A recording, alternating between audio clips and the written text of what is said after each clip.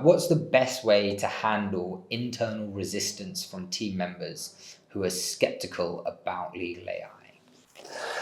Good question. I actually like those people because they're just being critical. And I think that allows us to really drill down to what is actually the thing that they are, well, either afraid of or that they want to clarify in a better way. And I think this is also related to what I said before. It's a step-by-step building confidence over time.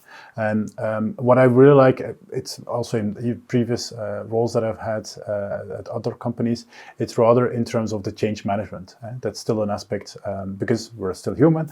And so in that sense, I like to have different kind of people, people that are trailblazers as well as, or front runners, as well as people that are more critical, more skeptical. And I think that a kind of mix of people really helps to drill down, having a good balance act of and setting the standard of, okay, these are the most critical use cases that we can trust and build upon, as well as having a better insight on or an outlook what we do next altogether. And so whenever we face that resistance, I think it's really about having an open conversation and not over-promising and under-delivering. It's rather in terms of making sure, okay, this is what we can do, this is what we'll be able to do, and take it step by step.